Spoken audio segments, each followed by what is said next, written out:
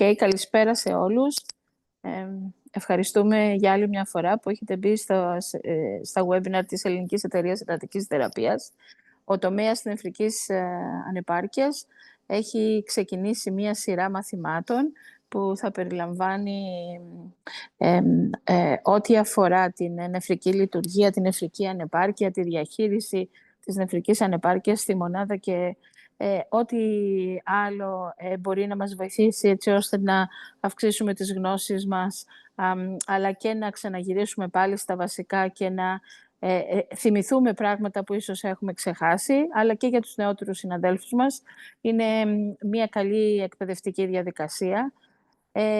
Το πρώτο μάθημα θα το ξεκινήσει ο κύριος Ανδριανόπουλος, αφορά τα βασικά, διάγνωση, ορισμοί κτλ. Και θα του συντονίσει τη διαδικασία η επικεφαλής του τομέα, η κυρία Φαίνη Παπαβασιλοπούλου.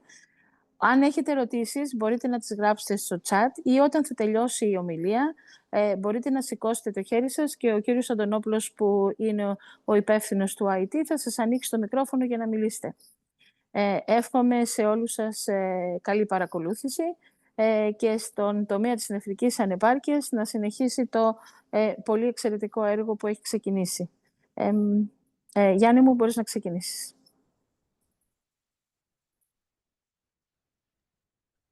Ευχαριστούμε πολύ, κυρία Πρόεδρε. Δεν ξέρω αν θέλει η κυρία Παπαβασιλοπούλου να πει κάτι πριν ξεκινήσω. Ήθελα απλώς να καλωσορίσω τους συναδέλφους και εγώ με τη σειρά μου. Θα είναι σεμινάρια βασικών γνώσεων για να προσφέρουμε γνώσεις στους νέους συναδέλφους και να υπενθυμίσουμε πράγματα στους παλαιότερους. Και απλώς να πω για τον κύριο Ανδριανόπουλο ότι είναι παθολόγος, εντατικολόγος και είναι επιμελητής Α στη ΜΕΘ του Πανεπιστημιακού Νοσοκομείου Ιωαννίνου. Οπότε, Γιάννη, νομίζω έχουμε βέβαια 3-4 λεπτά. Η κυρία Θεοδωρακοπούλου έχει κάποιες υποχρεώσεις, γι' αυτό έκανε το χαιρετισμό λίγο νωρίτερα. Δεν ξέρω, θέλετε να περιμένουμε λιγάκι να βγουν και οι υπόλοιποι. Κύριε Αντωνόπουλο. Νομίζω να ξεκινήσετε. Είναι 65 άτομα μέσα. Ωραία, ωραία. Ωραία. Καλησπέρα και από μένα. Να ευχαριστήσω και εγώ με τη σειρά μου την Ελληνική Εταιρεία Εντατικής Θεραπείας που στηρίζει τις προσπάθειες του τομέα νεφρικής βλάβης. Να ευχαριστήσω και την πρόεδρό μας, την κυρία Παπαβασιλοπούλου, και τα υπόλοιπα μέλη του τομέα και όλους όσους θα συμμετέχουν είτε ως ομιλητές είτε ως ακροατές σε αυτό το webinar, καθώς και τον κύριο Αντωνόπουλο για την τεχνική του υποστήριξη. Θα ξεκινήσουμε τη σειρά αυτών των webinar με τα εισαγωγικά βασικά θέματα, όπως είναι ο ορισμός, η διάγνωση και η επιδημιολογία της οξείας νεφρικής βλάβης. Να θυμίσω σε όλους ότι η νεφρή πρακτικά είναι το τρίτο σύστημα, οργανικό σύστημα μετά το καρδιακό και το αναπνευστικό, το οποίο χρειάζεται εμείς να υποστηρίξουμε στην εντατική.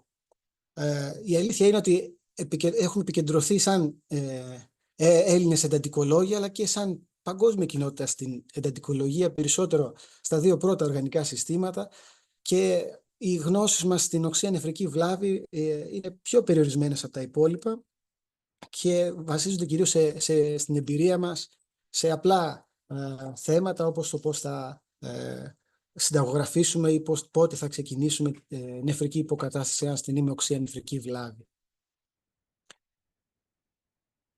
Αυτή είναι η δήλωση των συμφερόντων μου και ξεκινούμε κατευθείαν. Θα μιλήσουμε για τον ορισμό και τα διαγνωστικά κριτήρια στην οξεία νεφρική βλάβη, ποιοι είναι οι περιορισμοί, ενώ θα μιλήσουμε και για τα νέα διαγνωστικά κριτήρια, τα οποία σιγά σιγά διαμορφώνονται. Γιατί είναι σημαντική η διάγνωση? Όπως θα μιλήσουμε στο κομμάτι της επιδημιολογίας, θα δούμε ότι η διάγνωση της οξείας νεφρικής βλάβης σχετίζεται με θνητότητα, με τόσο βραχυπρόθεσμες όσο και μακροπρόθεσμες επιπλοκές, αλλά και γιατί χρειάζεται σε ένα ποσοστό από τους ασθενείς μας να τους αντιμετωπίσουμε με νεφρική υποκατάσταση. Η έννοια της νεφρικής ανεπάρκειας, έτσι ξεκίνησε αρχικά αυτό που φτάσαμε σήμερα, λέμε οξεία νεφρική βλάβη, μπαίνει σιγά σιγά περίπου τον 17ο αιώνα Και ένας από τους πρώτους ο οποίος περιγράφει την οξεία νεφρική ανεπάρκεια είναι ο William Heberden, περίπου στα μέσα του 18ου αιώνα. Στη συνέχεια βέβαια φτάνουμε στο σημείο να μπορέσουμε να διαγνώσουμε την οξεία νεφρική ανεπάρκεια στο Δεύτερο Παγκόσμιο Πόλεμο, με η περίφημη αυτή δημοσίευση με ασθενείς οι οποίοι είναι θύματα των βομβαρδισμών του Λονδίνου, οι οποίοι καταπλακώνονται από τα ερείπια των κτηρίων, αναπτύσσουν ολιγουρία, αυξάνεται η κρεατινίνη στον ορό τους και πολλοί από αυτούς καταλήγουν μέσω πολυοργανικής ανεπάρκειας και πεθαίνουν. Αυτό ονομάζεται οξεία νεφρική ανεπάρκεια και δεν είναι τίποτα άλλο από μια ραβδομιόλυση η οποία οδηγεί σε νεφρική ανεπάρκεια. Ο πρώτος ορισμός οφείλεται σε αυτόν εδώ τον κύριο, τον Homer Smith, τον πιονιέρο της παθοφυσιολογίας της οξείας νεφρικής βλάβης, αμέσως μετά τον Δεύτερο Παγκόσμιο Πόλεμο, ο οποίος δίνει τον πρώτο ορισμό της οξείας νεφρικής βλάβης, ανεπάρκειας, και εδώ παραθέτω το πώς περιγράφει την κατάσταση της οξείας νεφρικής ανεπάρκειας και την αντιμετώπιση της θαυμαστά. Έχουν περάσει πάνω από 50 χρόνια και πάλι ο άνθρωπος αυτός βρήκε πραγματικά την ουσία της οξείας νεφρικής ανεπάρκειας. Βλέπετε εδώ ότι μας λέει ότι η θεραπεία της ανουρίας θα πρέπει να είναι συντηρητική. Αν υπάρχει κυκλοφορική ανεπάρκεια, αυτή θα πρέπει να αποκατασταθεί. Κατά τα άλλα, η θεραπεία θα πρέπει να περιοριστεί σε μια διατήρηση μιας ισορροπίας στον ασθενή μας μέχρι οι νεφροί να μπορέσουν να ανακάμψουν. Είναι ευρέως διαδεδομένο ότι, και σοβαρό λάθος του παρελθόντος, ότι η υπέρμετρη χορήγηση υγρών είναι ένα μεγάλο σφάλμα, καθότι οι ασθενείς μας δεν πρέπει να λογίζονται ως αφυδατωμένοι. Αν θέλουμε να βάλουμε έναν ορισμό της οξείας νεφρικής βλάβης, θα την ορίσουμε ως μια απότομη ελάττωση της νεφρικής λειτουργίας που οδηγεί σε κατακράτηση της ουρείας και άλλων αζωτούχων παραπροϊόντων και στη δυσλειτουργία του εξοικητάριου ύδατος και των ηλεκτρολιτών. Όσο απλός και περιγραφικός είναι αυτός ο ορισμός, χρειάστηκε να φτάσουμε στον 21ο αιώνα για να θεσπιστούν διαγνωστικά κριτήρια για την οξεία νεφρική βλάβη. Βλέπετε εδώ σε μια δημοσίευση του Κέλουμ και των συνεργατών του το 2002 ότι να περιγράφει ακριβώς αυτή τη βαβέλ των ορισμών που κυριαρχούσαν μέχρι τότε, και μάλιστα να σχολιάζει ότι κανένας ορισμός της οξείας νεφρικής δυσλειτουργίας δεν θα είναι τέλειος. Όμως η απουσία ενός ορισμού ή χειρότερα η ύπαρξη πάνω από 35 διαφορετικών ορισμών που συναντάμε στη βιβλιογραφία είναι απαράδεκτη. Έτσι λοιπόν, ένα διεθνές πάνελ από ειδικούς πάνω στη νεφρική βλάβη το 2004 θέσπισε τα πρώτα κριτήρια της οξείας νεφρικής βλάβης, τα περίφημα Raifel κριτήρια, τα οποία βασίζονται πάνω στην κρεατινίνη του ορού και στη διούρηση. Τα κριτήρια αυτά Raifel οδήγησαν στη διαστρωμάτωση του κινδύνου της οξείας νεφρικής βλάβης και βλέπουμε εδώ ότι βοηθήσαν τόσο στη διάγνωση της οξείας νεφρικής βλάβης όσο και στη σταδιοποίηση και τη διαφορά. Όσο πιο σοβαρό το στάδιο, τόσο πιο αυξημένη θνητότητα να έχουν οι ασθενείς μας. Από το 2004 με τα Raifel κριτήρια περάσαμε σιγά σιγά στα Akin και τελικά στα KDIGO κριτήρια, τα οποία θεσπίστηκαν το 2012 και είναι αυτά που ισχύουν. Τα KDIGO κριτήρια είναι γνωστά σε όλους όσοι ασχολούμαστε στην εντατική με την οξεία νεφρική βλάβη και περιλαμβάνουν, για τον ορισμό της και τη σταδιοποίησή της σε 1, 2, 3 στάδια, την κρεατινίνη ορού ή την αποβολή των ούωρων. Έτσι, στάδιο 1 ορίζεται ως αύξηση της τιμής της κρεατινίνης πάνω από 1,5 έως 2 φορές μεγαλύτερη από μια βασική τιμή της κρεατινίνης εντός 7 ημερών, ή αύξηση της τιμής της κρεατινίνης από τη βασική κατά τουλάχιστον 0,3 μιλιγκράμμα ή περισσότερο εντός 48 ώρων. Στάδιο 2 είναι 2-2,5 φορές μεγαλύτερη από τη βασική κρεατινίνη και στάδιο 3 κατά KDIGO ορίζεται η κρεατινίνη του ορού πάνω από 4 ή πάνω από 3 φορές μεγαλύτερη της βασικής κρεατινίνης ή όταν ο ασθενής μας έχει μπει ήδη σε θεραπεία με νεφρική υποκατάσταση. Βλέπουμε λοιπόν ότι για να ορίσουμε την οξεία νεφρική βλάβη απαιτούνται η κρεατινίνη του ορού, μια βασική τιμή κρεατινίνης, η οποία θα είναι είτε αυτή που είναι η εισαγωγή του ασθενή μας, ή αυτή που θα είναι η χαμηλότερη κρεατινίνη που θα έχει ο ασθενής μας στο νοσοκομείο, ή η αναμενόμενη με βάση την ηλικία και το βάρος του ασθενούς, ή το ιδανικότερο θα ήταν να έχουμε μια πρόσφατη τιμή κρεατινίνης από 2 εβδομάδες έως 1 χρόνο πίσω από την εισαγωγή του ασθενούς στο νοσοκομείο. Από αυτή εδώ τη μελέτη το 2014 ήδη βλέπουμε ότι τα KDIGO κριτήρια είναι ελαφρώς πιο ευαίσθητα στο να διαγνώσουν την οξεία νεφρική βλάβη. Λίγα χρόνια αργότερα, το 2016, το consensus αυτό του group, το οποίο βρήκε τα κριτήρια, τα KDIGO, και τα εφάρμοσε, μας δίνει δύο καινούργιες έννοιες. Η μία είναι η έννοια της παροδικής, transit, οξείας νεφρικής βλάβης, και η έννοια της επίμονης ή persistent. Ως παροδική ορίζουμε την οξεία νεφρική βλάβη, η οποία είναι το πρώτο, υποχωρεί εντός 48 ώρου από την έναρξη της βλάβης, ενώ επίμονη, persistent, είναι αυτή η οποία κρατάει πάνω από 48 ώρες. Αυτή ακριβώς η επίμονη οξεία νεφρική βλάβη που συμβαίνει και κρατάει έως και πάνω από 7 ημέρες είναι ο σύνδεσμος ανάμεσα στην οξεία νεφρική βλάβη και την οξεία νεφρική νόσο. Τι είναι η οξεία νεφρική νόσος? Η οξεία νεφρική νόσος είναι μια κατάσταση η οποία κρατάει για τουλάχιστον 7 ημέρες και ορίζεται από τα κριτήρια με βάση τα κριτήρια πάλι του ΆΚΙ όσον αφορά την τιμή της κρεατινίνης. Και εδώ ξεκινάνε τα προβλήματα με τους ορισμούς της οξείας νεφρικής βλάβης. Το πρώτο πρόβλημα είναι ότι τα κριτήρια προϋποθέτουν μια τιμή baseline, μια βασική κρεατινίνη. Ποια είναι αυτή η τιμή της βασικής κρεατινίνης όμως θα χρησιμοποιήσουμε σε ένα ασθενή μας? Θα είναι η τιμή της εισαγωγής, η πρώτη τιμή δηλαδή που έχει ένας άρρωστος με το που μπαίνει στο νοσοκομείο? Αυτό θα μπορούσε να πει κάποιος ότι είναι κάτι που θα χρησιμοποιήσουμε. Το πρόβλημα με αυτό είναι ότι υπάρχουν ασθενείς οι οποίοι όταν έρχονται στο νοσοκομείο ήδη έχουν οξεία νεφρική βλάβη. Και επομένως αυτή η βασική τιμή κρεατινίνης είναι υψηλότερη από αυτό που πραγματικά έχει ο άρρωστος στο σπίτι του. Και έτσι κάποιες καταστάσεις με οξεία νεφρική βλάβη, κάποιες περιπτώσεις μπορεί να διαλάγουν και να έχουμε υποδιάγνωση οξείας νεφρικής βλάβης.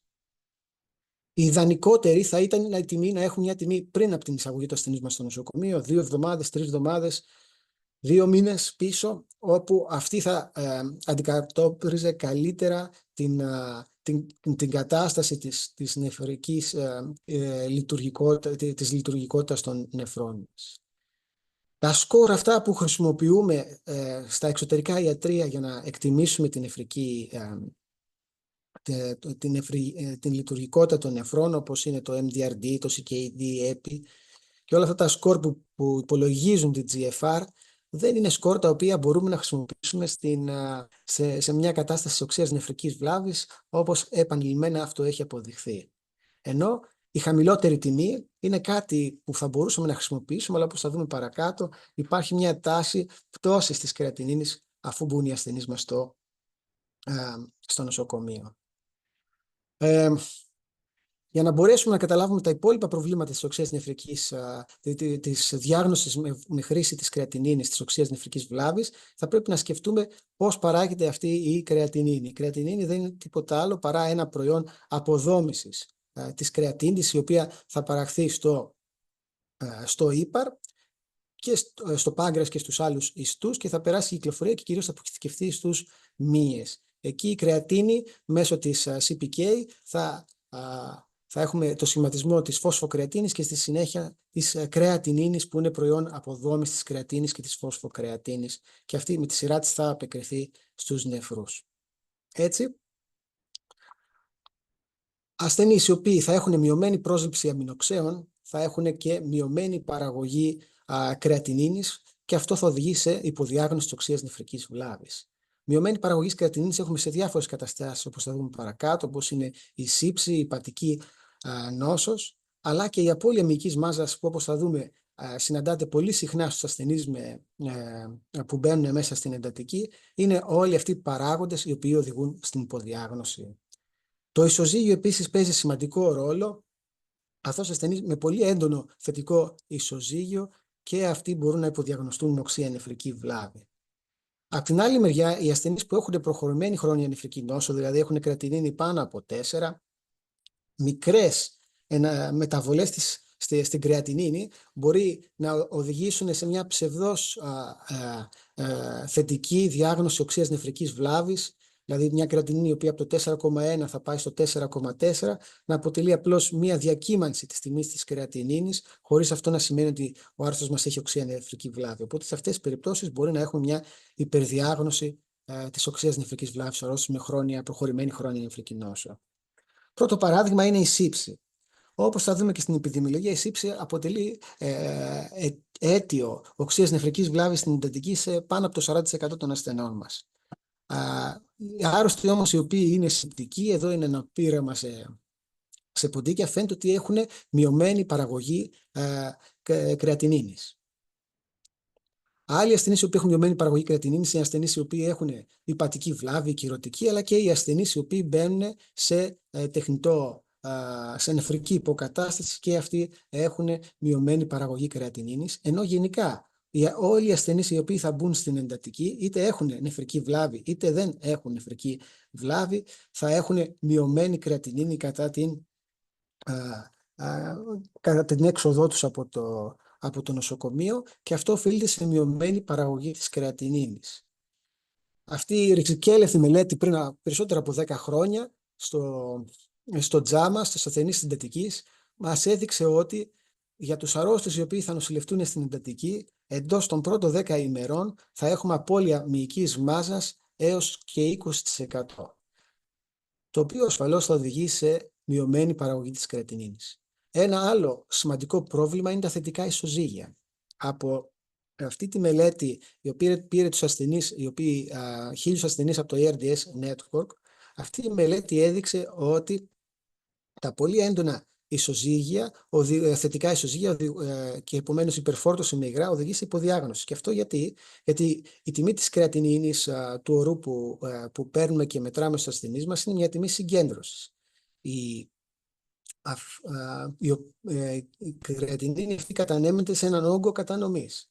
Έτσι, αν πούμε ότι ο όγκος κατανομής χοντρικά που κατανέμεται η κρεατινίνη είναι το ολικό είδωρ του σώματος, το οποίο είναι περίπου το 50% στους ασθενείς του σωματικού τους βάρους, ένας ασθενής ο οποίος είναι όπως αυτός εδώ στην μεσαία περίπτωση, είναι 90 κιλά και έχει κρεατινίνη 1 και έχει έναν όγκο κατανομής στα 45 λίτρα, αν αυτός ο ασθενής βγει 15 λίτρα θετικός, βλέπουμε ότι η τιμή της κρεατινίνης του είναι 1,2 μιλιγκράμμ. Άρα η διαφορά τους είναι μόνο 0,2, που σημαίνει ότι με βάση τα κριτήρια του KDIGO αυτός ο ασθενής δεν έχει οξεία νεφρική βλάβη.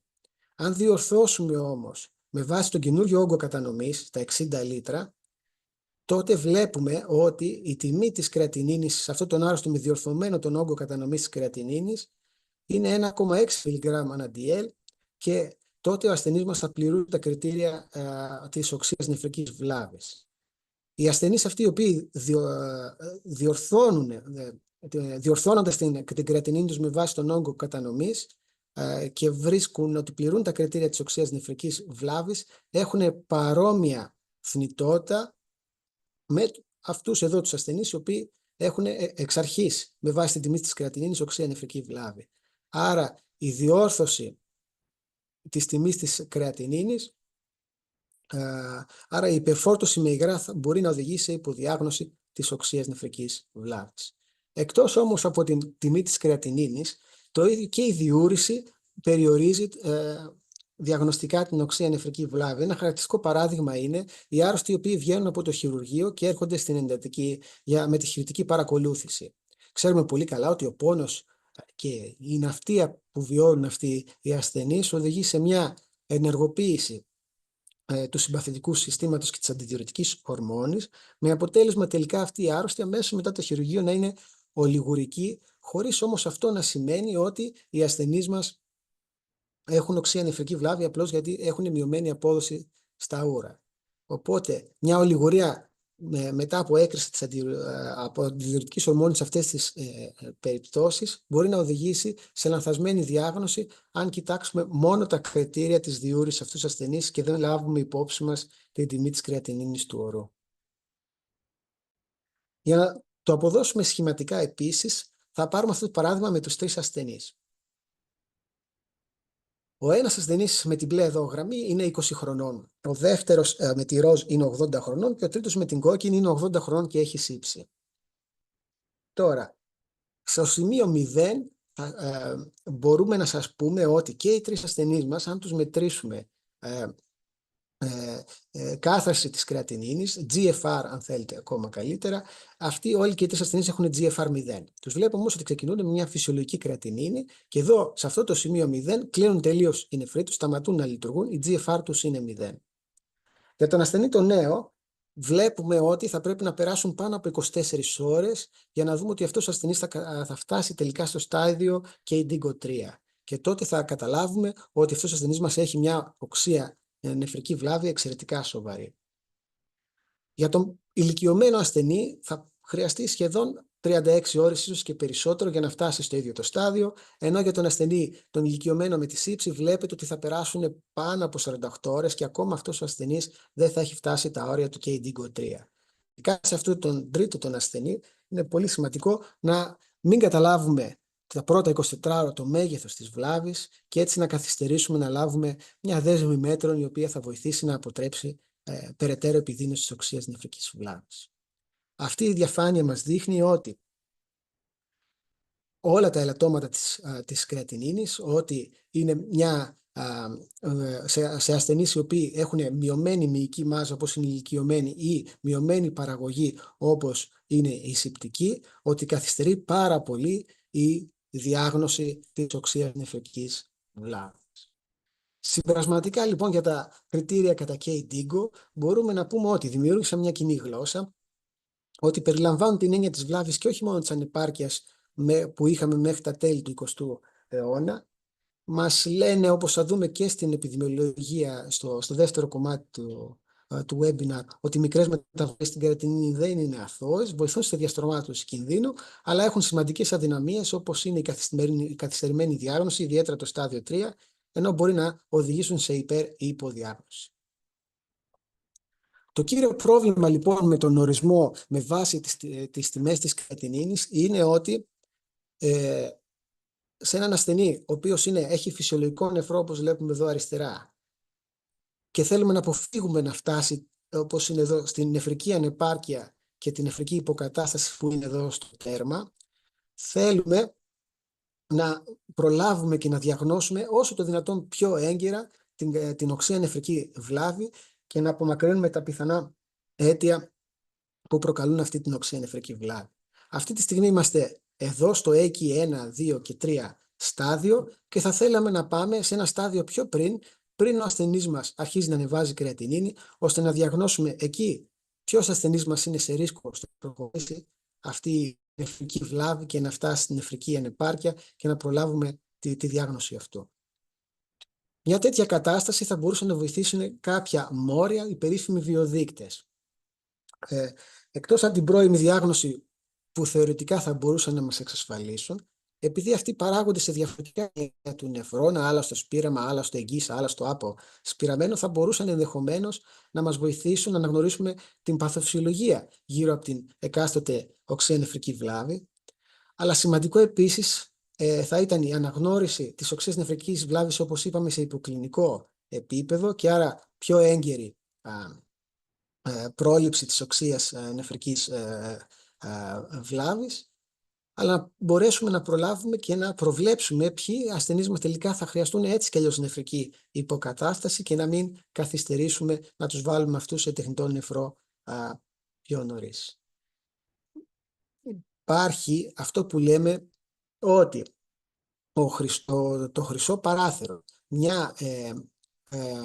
ένα χρονικό διάστημα το οποίο παρεμβάλλεται ανάμεσα στη βλάβη την νεφρική μέχρι ο ασθενής μας να εκδηλώσει ελάττωση της GFR. Οποιαδήποτε δέσμη μέτρων σε αυτό το παράθυρο πριν ο ασθενής μας αρχίσει να αλεττώνει τη GFR του θα είναι επωφελής για τους νεφρούς μας για να αποφύγουμε καταστάσεις όπως είναι η νεφρική ανεπάρκεια, η νεφρική υποκατάσταση και ο θάνατος. Έχουν δημιουργηθεί ανακαλυφθεί και δοκιμάζονται διάφοροι βιοδείκτες, όπως βλέπετε εδώ είναι αρκετά μεγάλη διαφάνεια. Οι τρεις κυριότεροι που που χρησιμοποιούνται είναι ο CCL14, το NephroCheck και το NGAL. Αποτέλεσμα της έρευνας αυτών των βιοδικτών είναι ότι πλέον μιλάμε και για οξεία νεφρική βλάβη, η οποία δεν είναι μόνο απώλεια λειτουργικότητας, όπως είναι αυτοί οι οποίοι πληρούν τα κριτήρια κατά Ράιφλ, αλλά είναι και οξεία νεφρική βλάβη χωρίς ασθενής μας να ανεβάζει κρεατινίνη, η οποία όμως αποδεδειγμένα είναι σωληναριακή βλάβη και οι ασθενείς σε αυτές τις περιπτώσεις έχουν θετικό βιοδείκτη χωρίς να ανεβάζουν κρεατινίνη. Η υποκλινική οξεία νεφρική βλάβη, δηλαδή αυτή, επαναλαμβάνω, η κατάσταση όπου έχουμε θετικό βιοδείκτη χωρίς ο ασθενής μας να ανεβάζει τη τιμή της κρεατινίνης, αποτελεί και αυτή μια σοβαρή κατάσταση όπου έχουμε βλάβη στο σωληνάριο και αυτή η κατάσταση σχετίζεται τόσο με αύξηση της θνητότητας όσο και με αυξημένη πιθανότητα ασθενής μας να καταλήξει στην νεφρική υποκατάσταση. Άρα έχουμε καταστάσεις όπου και χωρίς την αύξηση της κρεατινίνης, μόνο θετικούς αυτούς τους βιοδείκτες, αυτό να έχει μια μεγάλη κλινική σημασία.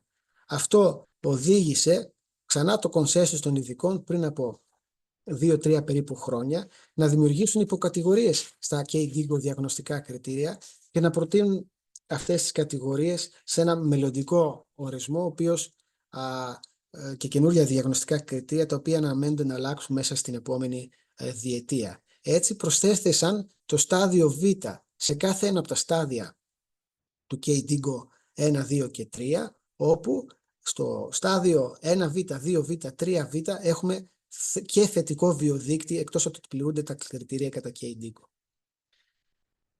Όταν εφάρμοσαν αυτά τα καινούργια κριτήρια, φάνηκε ότι οι ασθενείς οι οποίοι έχουν, όπως βλέπετε σε αυτήν εδώ τη μελέτη στο JAMA Network Open το 2022, οι ασθενείς οι οποίοι έχουν θετικό βιοδείκτη για το ίδιο στάδιο της οξείας νεφρικής βλάβης έχουν αυξημένη θνητότητα.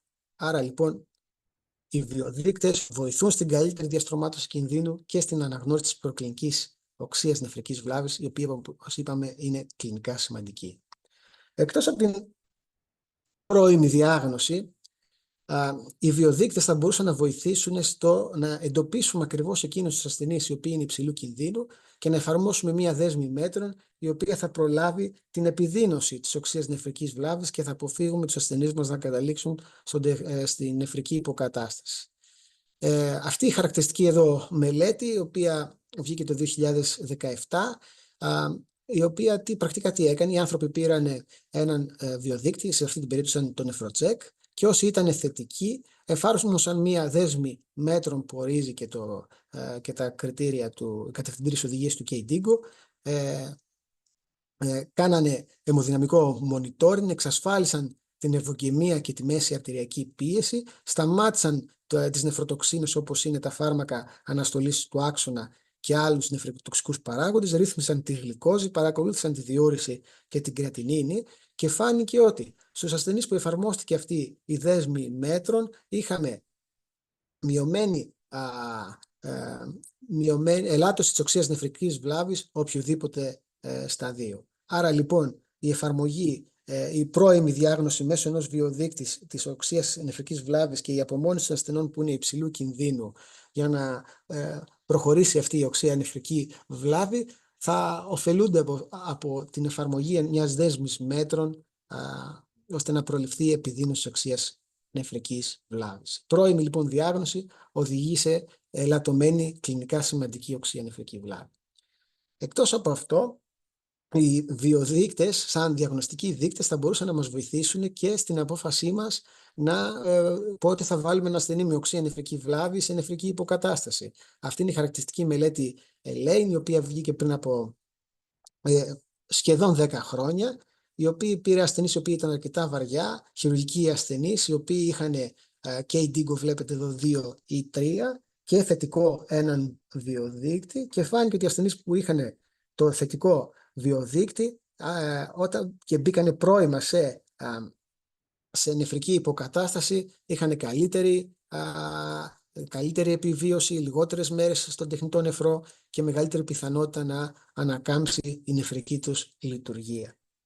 Αυτή η μελέτη είναι η μόνη θετική μελέτη που έδειξε όφελος για την πρώιμη έναρξη της νεφρικής υποκατάστασης και φαίνεται ότι ο βιοδείκτης ήταν ο παράγοντας ο οποίος οδήγησε σε καλύτερη επιλογή των ασθενών οι οποίοι θα ωφελούνταν με την νεφρική υποκατάσταση. Σε μια άλλη μελέτη εδώ φάνηκε το CCL14 μπόρεσε να προβλέψει τη σοβαρή και επίμονη οξεία νεφρική βλάβη και ποιοι ασθενείς μας θα οδηγούνταν τελικά σε νεφρική υποκατάσταση. Βέβαια, αυτοί οι δείκτες δεν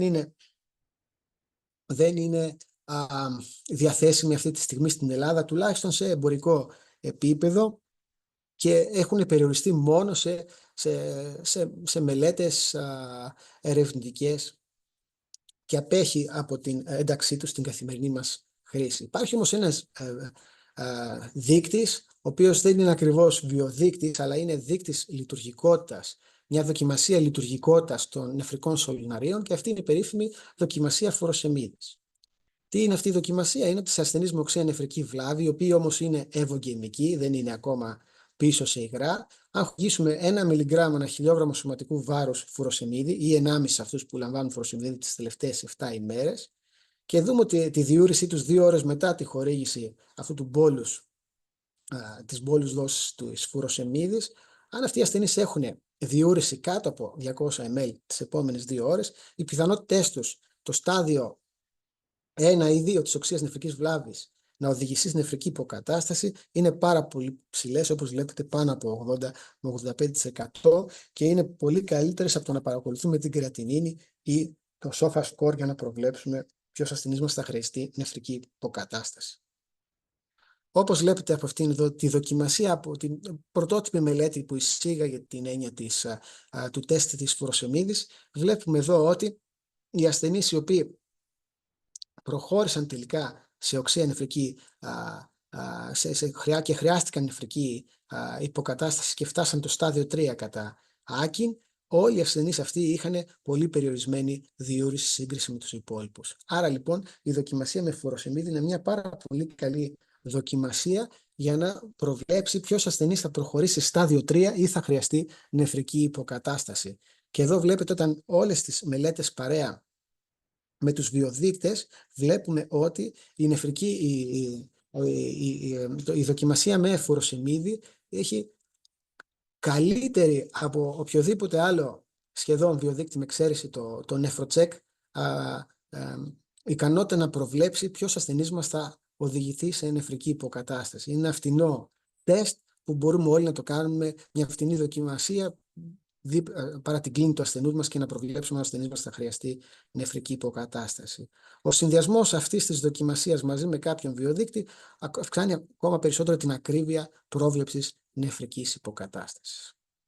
Και αυτά είναι αυτά που έχουμε μέχρι σήμερα, ενώ αναμένουμε ήδη εδώ και 2-3 χρόνια περίπου τα καινούργια κριτήρια από την KDIGO, τα οποία θα ενσωματώσουν και τους βιοδείκτες στα καινούργια διαγνωστικά κριτήρια της οξείας νεφρικής βλάβης.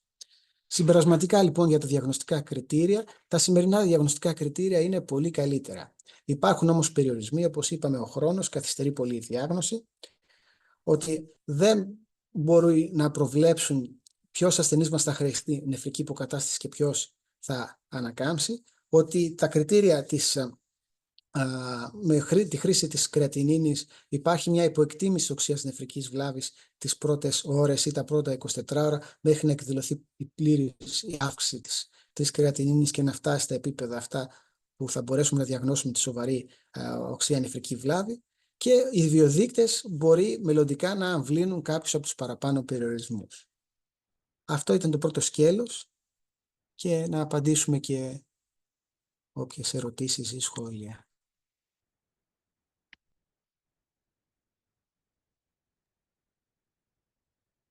Δεν βλέπω να υπάρχουν ερωτήσεις στο chat, κύριε Ανδριανόπουλο, οπότε μπορούμε νομίζω να περάσουμε στην επιδημιολογία. Οκ. Δώστε μου μισό λεπτό.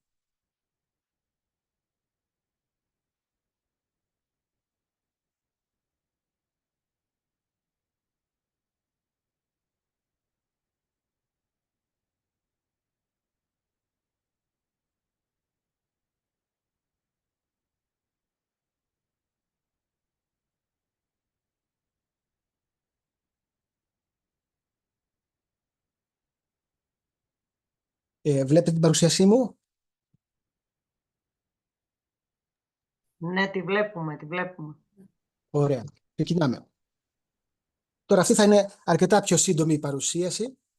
Θα μιλήσουμε για την επιδημιολογία και την κλινική σημασία της οξείας νεφρικής βλάβης. Όπως είπαμε, η διάγνωση είναι σημαντική της οξείας νεφρικής βλάβης, γιατί όπως θα δούμε σχετίζεται με την θνητότητα, με μακροπρόθεσμες και βραχυπρόθεσμες επιπλοκές, καθώς και με την ανάγκη για συνεχή νεφρική υποκατάσταση. Γιατί να ασχοληθούμε με την οξεία νεφρική βλάβη? Γιατί είναι μια οντότητα, ένα σύνδρομο το οποίο όσο περνούν τα χρόνια αυξάνεται όλο ένα και περισσότερο, όπως βλέπετε εδώ από τα στοιχεία του NIH. Επίσης σχετίζεται με αυξημένη συχνότητα. Βλέπουμε εδώ από μια μελέτη από το 2020 πώς τα διάφορα στάδια της οξείας νεφρικής βλάβης σε σύγκριση με τους ασθενείς οι οποίοι δεν θα εκδηλώσουν οξεία νεφρική βλάβη μέσα στην εντατική, πόσο πολύ αυξάνει και η θνητότητα στους ασθενείς όσο αυξάνει το στάδιο και indigo. Αυτή η μελέτη σταθμός στην οξεία νεφρική βλάβη του Κέλουμ και των συνεργατών του από το Pittsburgh που δημοσιεύτηκε στο Blue Journal το 2017 μας λέει ότι πάνω από ένας στους 4 ασθενείς μας οι οποίοι θα μπουν στην εντατική και θα εκδηλώσουν οξεία νεφρική βλάβη, η νεφρική τους βλάβη δεν θα υποστρέψει. Ένα σημαντικό νούμερο. Και επίσης από άλλες μελέτες ξέρουμε ότι οι ασθενείς οι οποίοι θα εκδηλώσουν οξεία νεφρική βλάβη οποιοδήποτε σταδίου σε σύγκριση με τους ασθενείς οι οποίοι δεν θα εκδηλώσουν οξεία νεφρική βλάβη έχουν σχεδόν δεκαπλάσιο κίνδυνο μέσα στην επόμενη πενταετία να καταλήξουν σε αιμοκάθαρση. Ειδικά για τους ασθενείς οι οποίοι θα χρειαστούν νεφρική υποκατάσταση κατά τη φάση της οξείας νεφρικής βλάβης, ένα 12 περίπου % από τους ασθενείς αυτούς μέσα στην επόμενη πενταετία θα είναι εξαρτημένοι από αιμοκάθαρση. Ένα πολύ υψηλό ποσοστό, όπως φυσικά αντιλαμβάνεστε. Πόσο συχνή είναι? Ανάλογα με την εντατική, αν είναι μεικτή, είναι αμιγώς παθολογική ή χειρουργική, ένας στους δύο ασθενείς οι οποίοι θα εκδηλώσουν στους 2 ασθενείς θα εκδηλώσει οξεία νεφρική, στους 3 θα εκδηλώσει οξεία νεφρική βλάβη. Δηλαδή 35 με 65% από τους ασθενείς μας θα εκδηλώσουν οξεία νεφρική βλάβη. Ένα 10 με 15% από αυτούς τους ασθενείς θα χρειαστούν τελικά να μπουν σε νεφρική υποκατάσταση. Από την μεγαλύτερη ως τώρα επιδημιολογική μελέτη, την AKI-EPI μελέτη που δημοσιεύτηκε το 2015, φαίνεται ότι σε ένα ποσοστό πάνω από το 40% η σύψη αποτελεί το κυριότερο αίτιο οξείας νεφρικής βλάβης και ακολουθείται, όπως βλέπετε, την υπογεμία, τα φάρμακα, τα νεφροτοξικά φάρμακα, το σοκ κτλ. Παράγοντες κινδύνου είναι πάρα πολλοί. Είναι παράγοντες οι οποίοι σχετίζονται με τον ασθενή, όπως η ηλικία. Όσο μεγαλώνουμε σε ηλικία, τόσο αυξάνει και ο κίνδυνος μας να πάθουμε οξεία νεφρική βλάβη.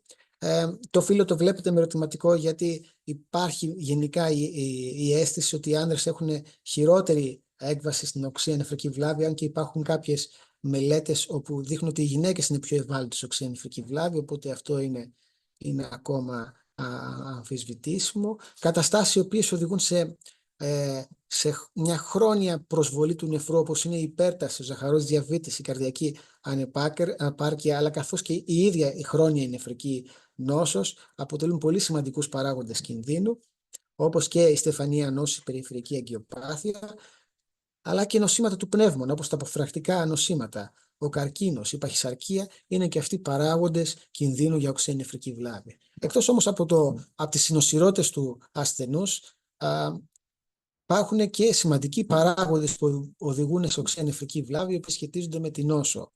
Όπως είπαμε, η σύψη, η υπογεμία, διάφορα νεφροτοξικά φάρμακα, όπως μη στεροειδιακή φλεγμονώδη, φάρμακα του άξονα, αντιβιωτικά, παλαιότερα τα κολοειδή αμυλούχα σκευάσματα που πλέον έχουν καταργηθεί, αλλά και μείζονες χειρουργικές επεμβάσεις, το τραύμα, η ανεμία, επίγοντα χειρουργία, η χρήση του ενδοφλέβιου σκιαγραφικού, όλα αυτά οδηγούν σε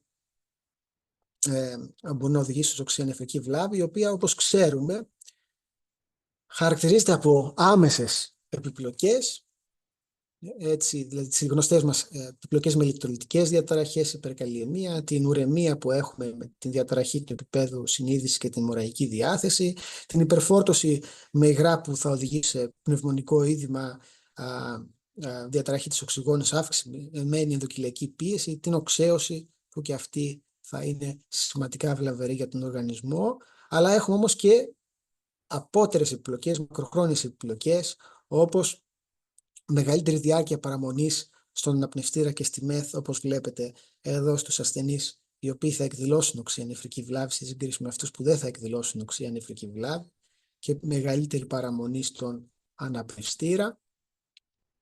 Ενώ όσο πιο σοβαρό είναι το στάδιο κατά K-Indigo, βλέπετε τόσο αυξάνει και το ποσοστό των ασθενών που παραμένουν στην εντατική. Οι ασθενείς δηλαδή με στάδιο 3 έχουν μεγαλύτερη διάρκεια παραμονή στην εντατική σε σύγκριση με το στάδιο 2 ή το στάδιο 1. Εκτός όμως, τα προβλήματα φαίνεται ότι δεν σταματάνε με την έξοδο από το νοσοκομείο, καθώς οι ασθενείς οι οποίοι έχουν οξεία νεφρική βλάβη, είτε έχουν χρόνια νεφρική νόσο, είτε δεν έχουν χρόνια νεφρική νόσο, οι ασθενείς που θα εκδηλώσουν οξεία νεφρική βλάβη στο νοσοκομείο έχουν αυξημένη πιθανότητα επανεισαγωγή στο νοσοκομείο ως και 1 χρόνο μετά την έξοδό τους από το νοσοκομείο.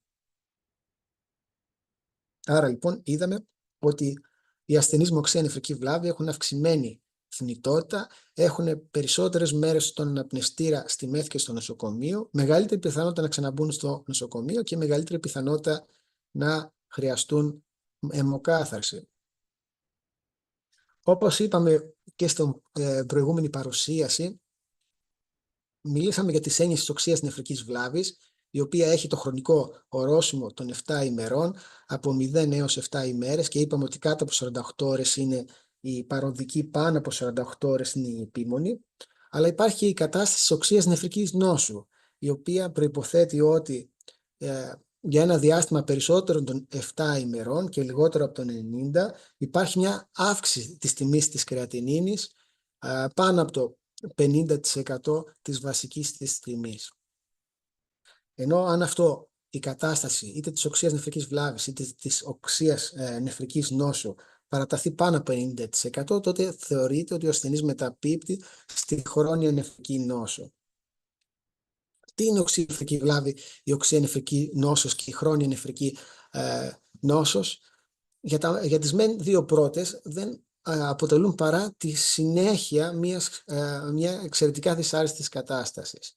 Δηλαδή, η οξεία νεφρική βλάβη προϋποθέτει το παράθυρο αυτό των 7 ημερών με την αύξηση της κρεατινίνης, ενώ η οξεία νεφρική νόσος περιλαμβάνει τόσο τους ασθενείς με οξεία νεφρική βλάβη, αλλά και τους ασθενείς οι οποίοι θα έχουν μια πιο σταδιακή αύξηση της τιμής της κρεατινίνης και δεν θα πληρούν τα κριτήρια της οξείας νεφρικής βλάβης. Δηλαδή, η κρεατινίνη τους θα ανέβει σιγά και θα χρειαστούν 10, 15, 20, ίσως και περισσότερες ημέρες για να έχουμε αυτή την αύξηση της κρεατινίνης του ορού σε σύγκριση με την τιμή εισαγωγής πάνω από το 50%. Όλοι αυτοί οι ασθενείς, αν δεν ανακάμψουν ή δεν πεθάνουν και περάσουν τις 90 μέρες με αυτή την αυξημένη τιμή της κρεατινίνης, όπως είπαμε, ανήκουν στην κατηγορία των ασθενών με χρόνια νεφρική νόσος. Και όπως μιλήσαμε και νωρίτερα, οι ασθενείς οι οποίοι θα εκδηλώσουν οξεία νεφρική βλάβη, ένα κομμάτι από αυτούς θα υποστρέψει.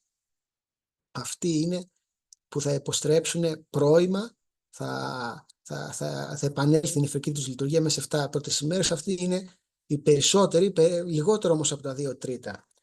Λίγο περισσότερο από το 1 τρίτο θα είναι ασθενείς οι οποίοι είτε δεν θα ανακάμψουν ποτέ, 1 στους 4, ή θα ανακάμψουν σχετικά καθυστερημένα. Όπως βλέπετε, υπάρχουν δηλαδή σοβαρές μακροχρόνιες επιπλοκές σε αυτούς τους αρρώστους. Αν πάρουμε τώρα αυτήν την ίδια μελέτη αυτούς τους ασθενείς και τους διαστρωματώσουμε με βάση την επιβίωσή τους, κοιτάξτε εδώ αυτό το χαρακτηριστικό γράφημα. Βλέπουμε λοιπόν ότι οι ασθενείς τους οποίους εκδήλωσαν οξεία νεφρική βλάβη και πρώιμα, εντός 7 ημερών, η νεφρική τους αποκαταστάθηκε η νεφρική τους λειτουργία, αυτοί οι ασθενείς έχουν μια επιβίωση στο χρόνο πάνω 90%. Μια καλή επιβίωση δηλαδή. Αντίθετα, οι ασθενείς οι οποίοι θα εμφανίσουν ένα δεύτερο επεισόδιο, ακόμα και αν ανακάμψουν την νεφρική τους λειτουργία, βλέπετε πόσο σημαντικά πέφτει η νεφρική τους επιβίωση, η επιβίωσή τους στον ένα χρόνο πάνω πέφτει πάνω από 20% και είναι στο 69%. Αντίθετα, οι ασθενείς στους οποίους η νεφρική λειτουργία τους δεν θα ανακάμψει, τότε η επιβίωσή τους είναι πάρα πολύ χαμηλή, κάτω από 50%, στο 42%. Άρα έχει σημασία τόσο η διάρκεια του επεισοδίου της αξίας νεφρικής βλάβης σε σύγκριση με την επιβίωση των ασθενών, όσο και αν ο ασθενής μας θα εκδηλώσει και άλλα επεισόδια κατά τη διάρκεια της παραμονής του στο νοσοκομείο.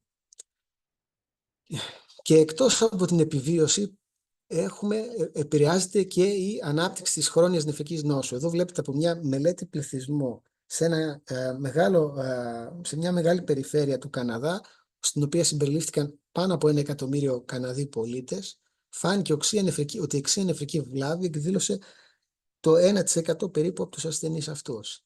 Και από αυτούς τους ασθενείς, ένα περίπου 4% εκδήλωσε οξεία νεφρική νόσο χωρίς να εκδηλώσει οξεία νεφρική βλάβη. Και βλέπετε ότι ενώ η πιθανότητα κάποιος να εκδηλώσει χρόνια νεφρική νόσο είναι πολύ χαμηλή αν δεν έχει οξεία νεφρική βλάβη ή οξεία νεφρική νόσο, αν μπει στο νοσοκομείο και έχει οξεία νεφρική βλάβη ή εκδηλώσει οξεία νεφρική νόσο, που πρακτικά τι σημαίνει?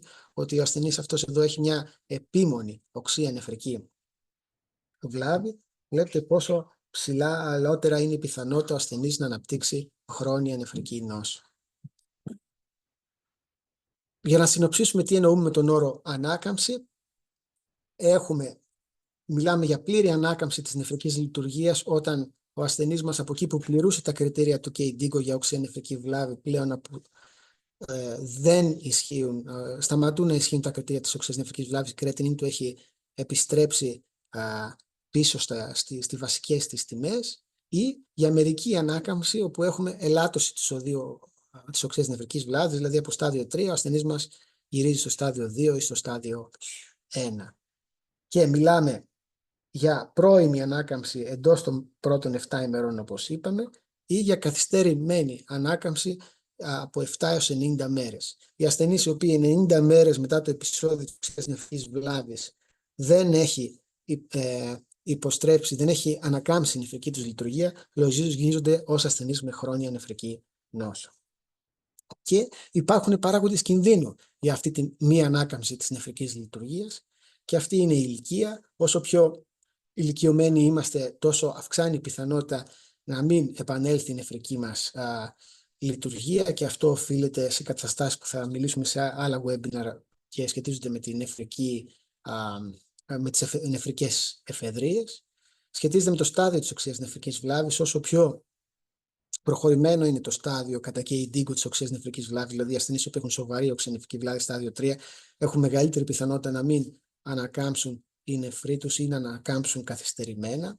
Η βαρύτητα της νόσου παίζει πολύ σημαντικό ρόλο. Ασθενείς που έχουν πολύ ψηλά απάτηση ή παίρνουν αγκιοσπαστικά έχουν μεγαλύτερη πιθανότητα να μην ανακάμψουν οι νεφροί τους. Οι ασθενείς με χρόνια νεφρική νόσο, οι ασθενείς με συνοσιρότητες όπως ζαχαρός διαβήτης, καρδιακή ανεπάρκεια, ο καρκίνος. Η διάρκεια της οξείας νεφρικής βλάβης, οι ασθενείς που έχουν επίμονη πάνω από 48 ώρες οξεία νεφρική βλάβη, και οι ασθενείς οι οποίοι πλέον έχουν πάνω από 7 ημέρες και χαρακτηρίζονται ως οξεία νεφρική νόσο, θεωρείται ότι είναι αυξημένου κινδύνου να μην ανακάμψουν οι νεφροί τους, αλλά και το ισοζύγιο των υγρών, με χαρακτηριστικό παράδειγμα ότι όσον αφορά το ισοζύγιο των υγρών σαν παράγον μη ανάκαμψης, έχει μια καμπύλη U, δηλαδή τα πολύ αρνητικά ισοζύγια πάντα στην έναρξη της οξείας νεφρικής βλάβης, αναφερόμαστε στο σημείο έναρξης οξείας νεφρικής βλάβης, αλλά και τα πολύ θετικά ισοζύγια, βλέπετε όσο ανεβαίνει, γίνεται και θετικότερο το ισοζύγιο, τόσο αυξάνεται την πιθανότητα ο ασθενής μας να μην ανακάμψει. Για να μπορέσουμε να ανακάμψουν οι νεφροί μας, θα πρέπει να ληφθεί μια σειρά από μέτρα, 4 μέτρα, 4 πυλώνες νεφρικής ανάκαμψης είναι η διατήρηση της ευωγεμίας, δηλαδή ούτε υπογεμία αλλά ούτε θετικά ισοζύγια. Η διατήρηση μιας πίεσης αιμάτωσης που ακόμα αυτό αμφισβητείται πόσο πρέπει να είναι. Σίγουρα πρέπει να είναι μια τιμή μέση αρτηριακή πίεση πάνω από 65, αλλά στους ασθενείς που είναι χρόνια υπερτασικοί, ενδεχομένως θα πρέπει να στοχεύσουμε περισσότερο. Να σταματήσουμε τα νεφροτοξικά φάρμακα ή δυνατόν και να αποφύγουμε την υπεργλυκαιμία. Ενώ ο τέταρτος πυλώνας προϋποθέτει να διορθώσουμε το υποκείμενο αίτιο, την αιμορραγία, τη σύψη και ούτω καθεξής.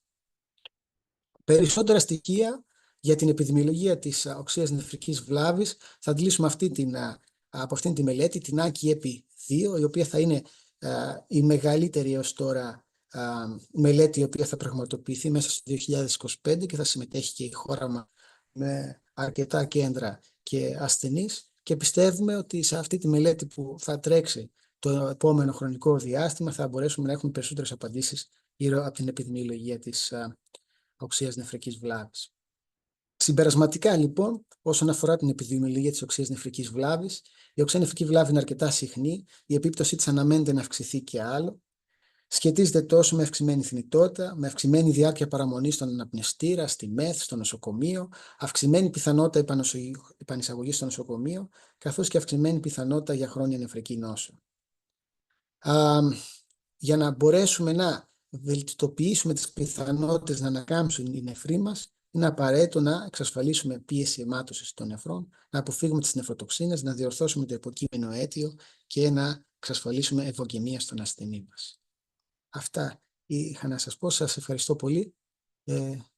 Τώρα αν έχουμε ερωτήσεις ή σχόλια.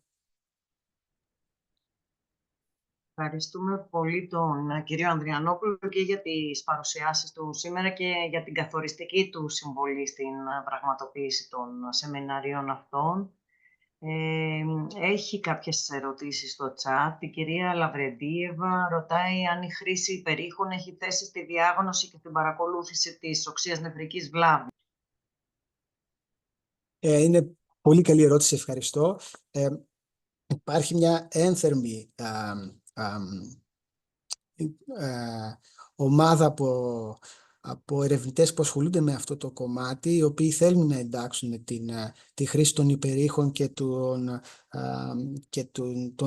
το δίκτυο αντίστασης των νεφρικών αρτηριών στη διάγνωση της οξείας νεφρικής βλάβης.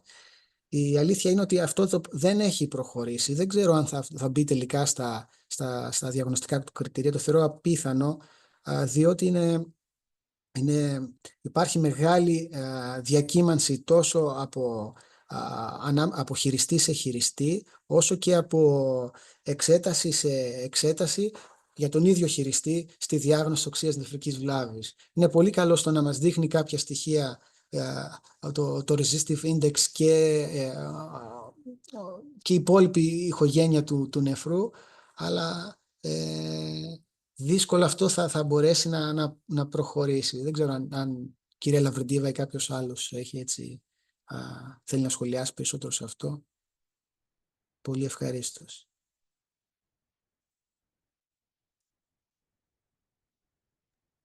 Επίσης, η κυρία Τσίγκου ρωτάει αν πιστεύετε ότι οι υποπροϋποθέσεις έχουν θέσει βιοδείκτες στη διάγνωση της οξείας νεφρικής βλάβης στη μονάδα εντατικής θεραπείας.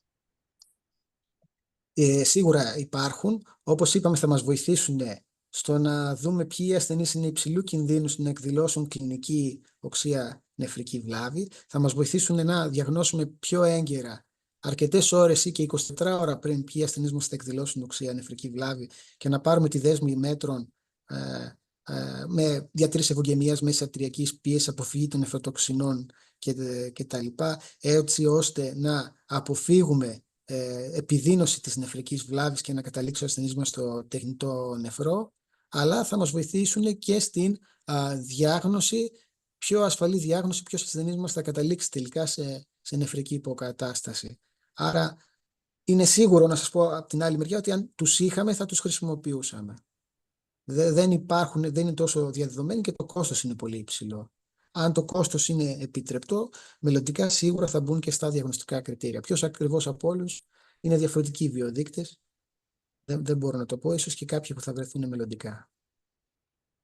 Η κυρία Κοντομάρη ρωτάει αν γνωρίζετε να υπάρχουν ερευνητικές μελέτες τις οποίες η στάγδιν χορήγηση φουροσεμίδης να υπερτερεί της μπόλους στην οξεία νεφρική βλάβη. Η κυρία Τσίγκου κάτι θέλει να... Κυρία Αντωνόπουλε. Ναι, μάλλον το άνοιξε κατά λάθος το μικρόφωνο της. Τώρα, συγγνώμη, η χορήγηση στάγδιν έναντι μπόλους... Έναντι της μπόλους, ναι, στην οξεία νεφρική βλάβη. Φαντάζομαι στην αντιμετώπιση, φαντάζομαι στην αντιμετώπιση. Ναι, στη διαχείριση. Ποιο από τα δύο υπερτερεί. Στη διαχείριση, ναι. Ναι. Γιατί μιλήσαμε για το ρόλο της φουροσεμίδης σαν διαγνωστικό εργαλείο στην οξεία νεφρική βλάβη. Όσον αφορά τη διαχείριση της οξείας νεφρικής βλάβης, πρακτικά δηλαδή τη διαχείριση της υπερογεμίας, όντως υπάρχουν δύο διαφορετικές σχολές γύρω από αυτό. Υπάρχει η κλασική μελέτη στο New England πριν από περίπου 10 χρόνια, ίσως και περισσότερο, που δείχνει ότι η χορήγηση μπόλους 2 φορές την ημέρα δεν διαφέρει από την χορήγηση έγχυσης φουροσεμίδης. Απ' την άλλη, γνωρίζουμε όλοι το πώς λειτουργεί η φουροσεμίδη, δηλαδή ότι προϋποθέτει ότι θα έχουμε μια ικανή συγκέντρωση μέσα στα σωληνάρια μας, έτσι ώστε να μπορέσει να δράσει σαν φάρμακο. Η φουροσεμίδη ακολουθεί μια καμπύλη S, όπου χρειάζεται να υπερβούμε ένα όριο της δόσης ώστε αυτή να γίνει δραστική, και υπάρχει και ένα ανώτερο σημείο πάνω από το οποίο η δόση της φουροσεμίδης δεν δρά. Οπότε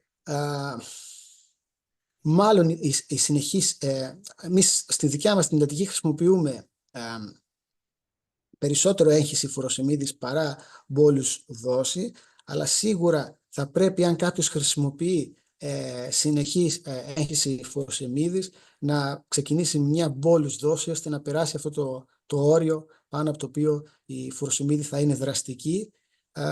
Και υπάρχει μάλιστα και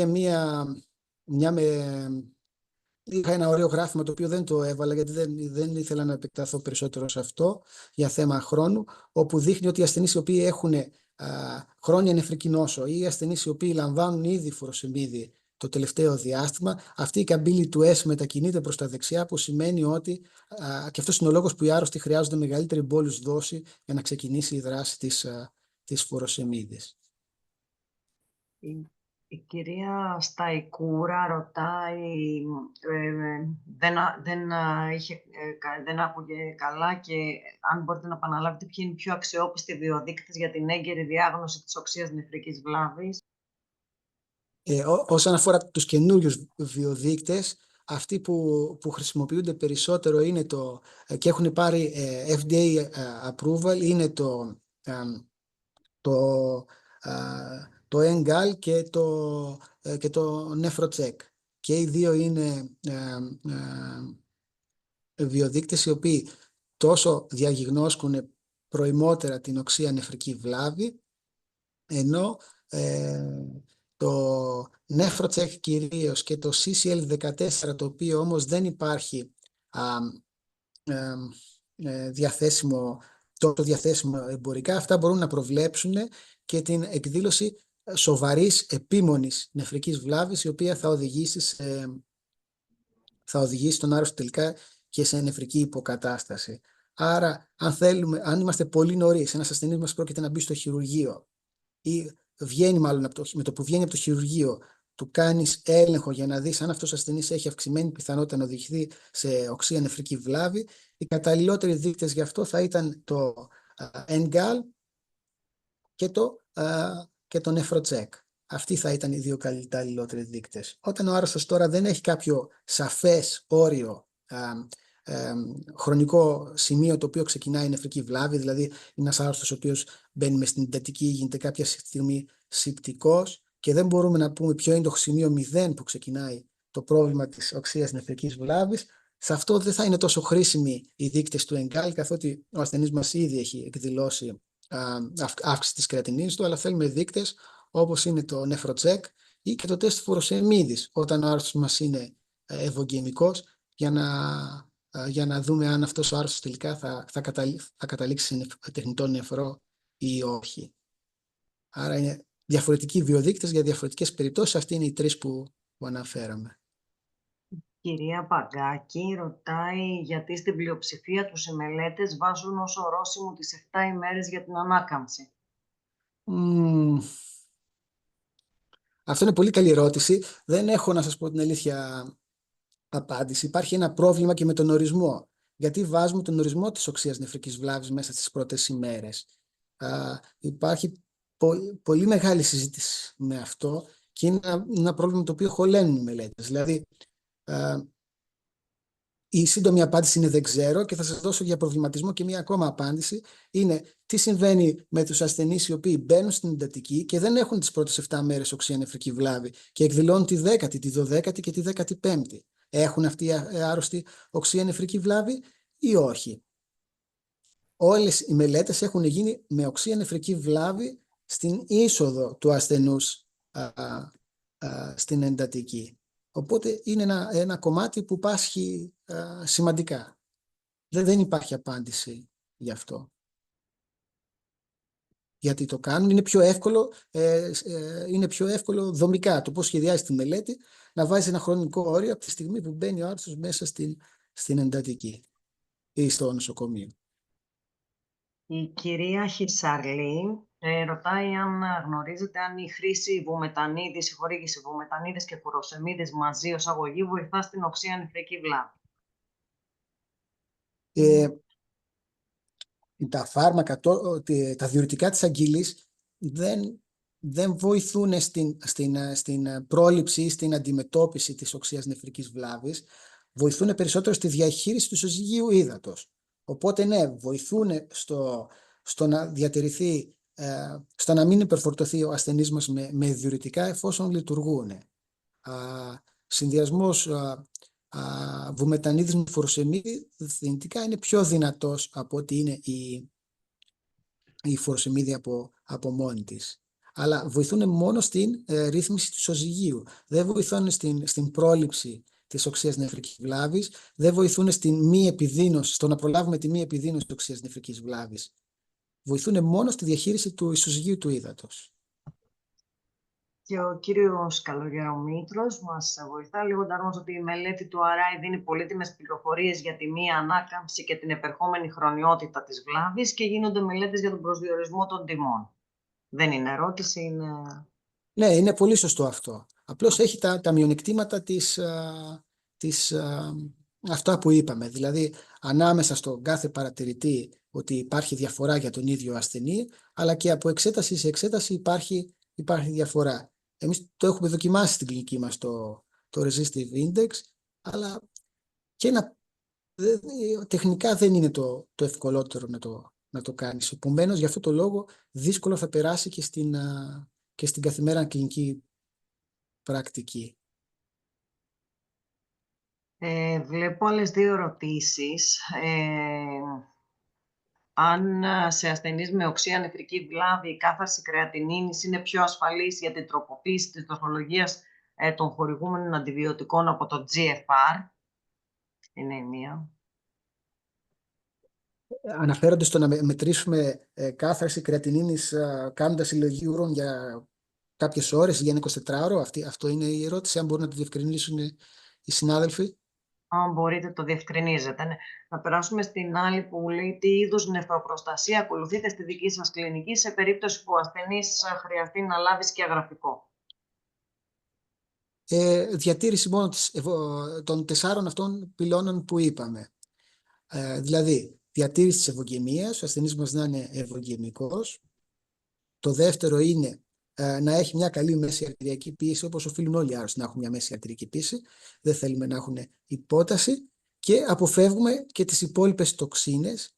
Και το πρόβλημα του σκιαγραφικού είναι κυρίως ασθενείς οι οποίοι έχουν χρόνια νεφρική νόσο, δηλαδή έχουν ήδη επηρεασμένη την κρεατινίνη. Ένας άνθρωπος που έχει φυσιολογική κρεατινίνη, δεν ανησυχούμε γι' αυτό, μπορεί να πάρει όποια εξέταση. Οι άρρωστοι που έχουν σημαντική εκτροπή της νεφρικής τους λειτουργίας, δηλαδή έχουν αυξημένη κρεατινίνη πάνω από 1,5 ή 2 μιλιγκράμμα ανά DL. Αυτούς τους αρρώστους το πρώτο πράγμα που πρέπει να σκεφτούμε είναι αν υπάρχουν εναλλακτικές απεικονιστικές εξετάσεις και ποια είναι η σημασία να κάνουμε μια εξέταση. Αν είναι σημαντικό να κάνουμε την εξέταση, τότε πρέπει να προχωρήσουμε σε αυτήν. Δεν πρέπει να φοβηθούμε την νεφρική βλάβη από το σκιαγραφικό, αλλά αυτό που πρέπει να κάνουμε είναι να διατηρήσουμε καλή πίεση στον αρρωστό μας, ευογεμία και να αποφύγουμε και τις υπόλοιπες τοξίνες. Δηλαδή, σε αυτούς τους αρρώστους, αφού θα τους δώσουμε και σκιαγραφικό, μήπως να τους δώσουμε ένα εναλλακτικό αντιβιωτικό, να τους σταματήσουμε τα φάρμακα του άξονα.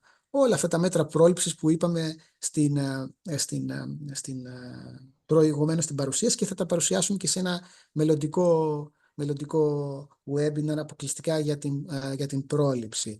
Δεν χορηγούμε φάρμακα όπως είναι η 1 και η τηλικιστεΐνη. Δεν υπάρχει φάρμακο το οποίο μπορεί να προλάβει την νοξία νεφρική βλάβη. Αυτό είναι μια γνώση πάρα πολύ παλιά. Δυστυχώς όμως ακόμα σε μερικές περιπτώσεις το χορηγούμε όχι μόνο στην εντατική, έτσι το κάνουν και άλλες ειδικότητες. Άρα η πρόληψη είναι ευογεμία. Ούτε θα δώσουμε μπόλους υγρά σε έναν άρρωστο τυφλά. Αν αυτή είναι η ερώτηση. Δεν έχω με κάποιο πρωτόκολλο. Φροντίζουμε να έχει καλή πίεση και να είναι ευογεμικός.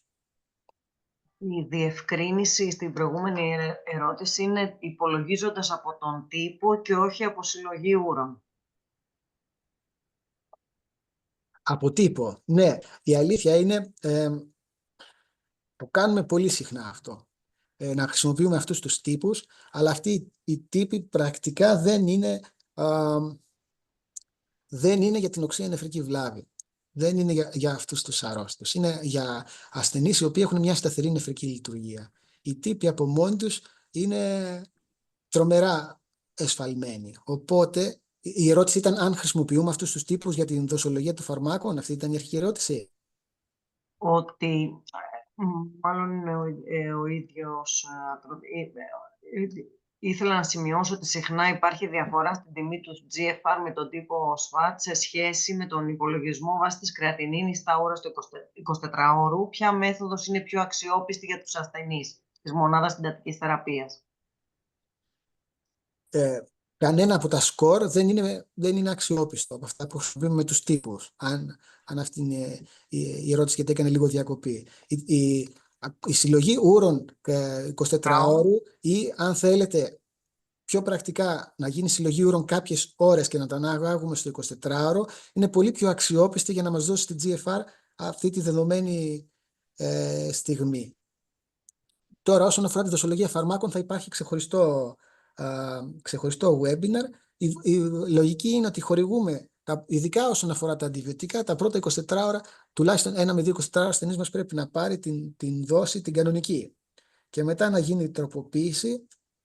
Και δυστυχώς μέχρι τώρα το ιδανικό θα ήταν να έχουμε επίπεδα φαρμάκων. Δεν νομίζω ότι υπάρχουν πολλά νοσοκομεία στην Ελλάδα τα οποία μετράνε επίπεδα φαρμάκων, ακόμα και φάρμακα τα οποία τα έχουμε για δεκαετίες. Και γνωρίζουμε ότι είναι τρομερά νεφροτοξικά, όπως η βανκομικίνη και η γενταμικίνη. Εμείς τουλάχιστον το δικό μας το νοσοκομείο, παρόλο που είναι πανεπιστημιακό, δεν μετράει επίπεδα φαρμάκων. Οπότε αναγκαστικά καταφεύγουμε στους τύπους, γνωρίζοντας όμως ότι αυτό δεν είναι σωστή πρακτική. Μια επέκταση της προηγούμενης ερώτησης, ούτε η χρήση των στατινών δεν έχει θέση στην πρόληψη της περαιτέρω επιδείνωσης της οξείας νευρικής βλάβης όταν ο ασθενής πρόκειται να λάβει σκιαγραφικό? Μέσα στην εντατική όχι. Υπήρχε μια θεώρηση, το οποίο το διάβασα όταν έδινε εξετάσεις παθολογία, το είχε και ο Σέσιλ στην τελευταία του έκδοση το 2014-2015, αλλά αυτές οι πλειοτροπικές δάσεις της στατίνης δεν είναι κλινικά σημαντικές ή ουσιαστικές και δεν έχει περάσει τις κατευθυντήριες οδηγίες. Εγώ δεν θα πρότεινα να ξεκινήσουμε ροζοβαστατίνη ή κάποια άλλη στατίνη σε έναν ασθενή ο οποίος στην εντατική μόνο και μόνο για να πάρει σκιαγραφικό.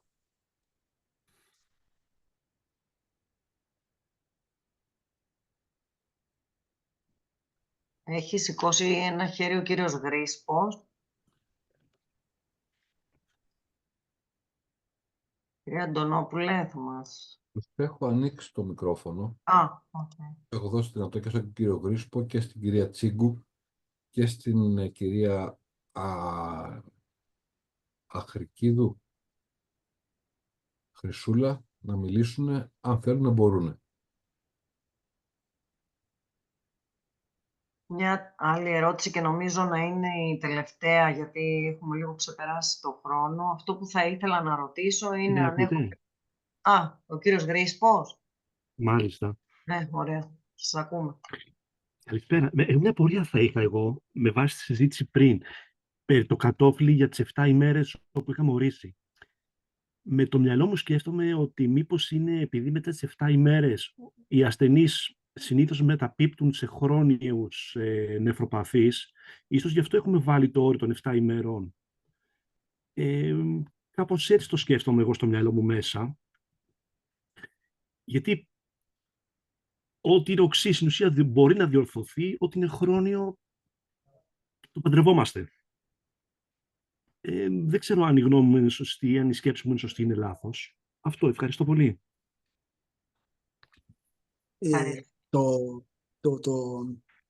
Η χρονιότητα, όταν μιλάμε για χρόνια νεφρική νόσο, το CKD δηλαδή, αναφερόμαστε σε ένα όριο των 90 ημερών. Δηλαδή πάνω από αυτές τις ημέρες, 90 μέρες, θεωρείται ότι ο άρθρος μας έχει χρόνια νεφρική νόσο. Από 7 ημέρες έως 90 ημέρες είναι το όριο που μιλάμε για την οξεία νεφρική νόσο, το acute kidney disease. Το πρόβλημα είναι ότι τα διαγνωστικά κριτήρια μιλάνε για τις 7 ημέρες και οι μελέτες όλες είναι συγκεντρωμένες στο πρώτο 7 ημέρο από το οποίο μπαίνει ο άρρωστος στην εντατική. Δεν βάζουν ασθενείς με νεφρική βλάβη όπως μετά την 7η ημέρα, και αυτό έχει να κάνει με το ότι θέλουν περισσότερο μια baseline κρεατινίνη, γιατί παίρνουν την baseline, την κρεατινίνη αυτή που μπαίνει ο άρρωστος εισαγωγή, και αυτό απλοποιεί το ερευνητικό πρωτόκολλο. Ακόμα και η μελέτη τώρα που θα τρέξει, η ΆΚΙ ΕΠΙ 2, θα υπάρξει καταγραφή το πρώτο 7 ημέρο στους ασθενείς και μετά τα υπόλοιπα θα είναι outcome στις υπόλοιπες ημέρες. Αυτό δυστυχώς δεν έχει προσπεραστεί και υπάρχει και όσον αφορά αυτό το consensus group με τα μεγάλες προσωπικότητες στον τομέα της νεφρικής βλάβης, οι οποίοι σιγά σιγά βρίσκονται στη δύση της καριέρας του, υπάρχει και μια δογματικότητα γύρω από αυτό, το οποίο δύσκολα μπορείς να το ξεπεράσεις, και από προσωπική εμπειρία όσον αφορά την ερευνητική προσπάθεια πάνω στην οξεία νεφρική βλάβη, πρέπει να στηριχθείς στον ορισμό των 7 ημερών για να μην έχεις προβλήματα με το peer review στις μελέτες σου. Κατανοώ αυτό που λέτε. Στην ουσία είναι η επιστροφή της έρευνας που κάνεις. Να διαβάσω και την τελευταία ερώτηση. Αν έχουν μελετηθεί αλγόριθμοι για τη χρήση των βιοδικτών, π.χ. κατά την έναρξη της ύψης ή για την εξέλιξη σε χρονιότητα. Και με αυτή την ερώτηση να τελειώσουμε, γιατί έχουμε ξεπεράσει το χρόνο που μας έχει δοθεί. Ναι, καλησπέρα. Να πω τι εννοώ, να το διευκρινίσω. Ακούτε, καλησπέρα σε όλους, συγχαρητήρια Γιάννη. Επειδή ακριβώς είναι στο σύνθετο πληθυσμό της ΜΕΘ, όχι στους καρδιοχειρουργικούς. Αλλά νομίζω το απάντησες για τις μελέτες που βάζουν το όριο των 7 ημερών. Πώς θα μπορούσαμε χρηστικά να χρησιμοποιήσουμε τους βιοδείκτες, π.χ. σε point of care, σε ποιες χρονικές στιγμές. Αυτό δεν ξέρω έτσι αν έχει μελετηθεί. Ξεκινώντας τη σύψη, κατά τη διάρκεια της ύψης, δηλαδή τι δεν μπορεί να μας κατευθύνει σε διαγνωστικό πια αλγόριθμο για τη χρήση των βιοδικτών. Εξαρτάται, όπως είπατε πολύ ωραία, όσον αφορά τον πληθυσμό. Δηλαδή, τους μετεχειρητικούς αρρώστους είναι πάρα πολύ εύκολο. Επειδή το σχολίασα, για οικονομία χρόνου δεν θα επανέλθω σε αυτούς. Για τους αρρώστους που μπαίνουν με σύψη μέσα στην εντατική, πάλι και αυτούς, κατά την είσοδό τους στην εντατική, μπορούμε να μετρήσουμε αυτόν τον βιοδείκτη. Γιατί είτε το NGAL είτε το NephroCheck.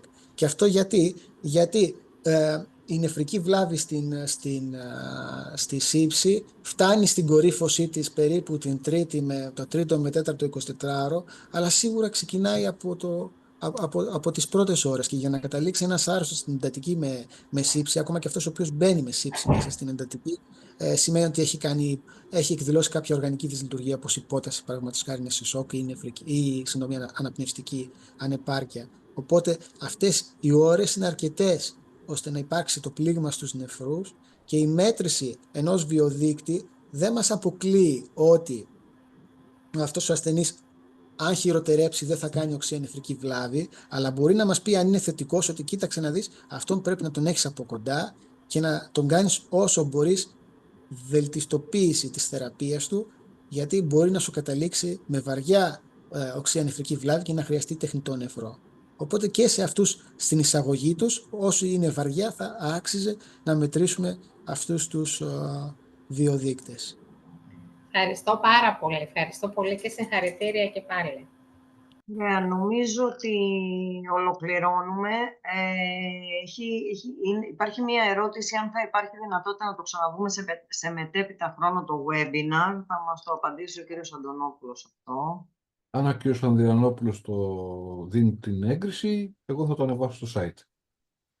Βεβαίως και δίνουμε την έγκριση, και σκοπός των webinar είναι να δώσουμε την ύλη ακριβώς όπως είναι το curriculum της ESICM Academy στους συναδέλφους, έτσι ώστε παρακολουθώντας μία ώρα από το σπίτι μας για 4-5 webinar να αποκτήσουμε τις βασικές γνώσεις, και παρακολουθώντας και σε επανάληψη σίγουρα θα βοηθήσει πάρα πολύ.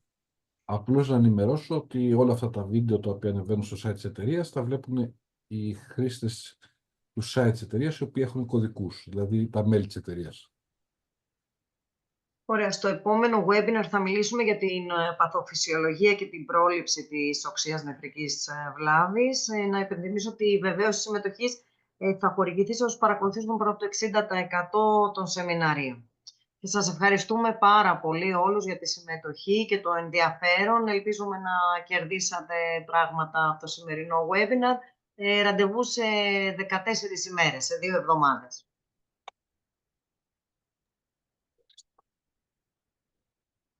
Καληνύχτα σε όλους. Κλείνω το webinar. Καληνύχτα.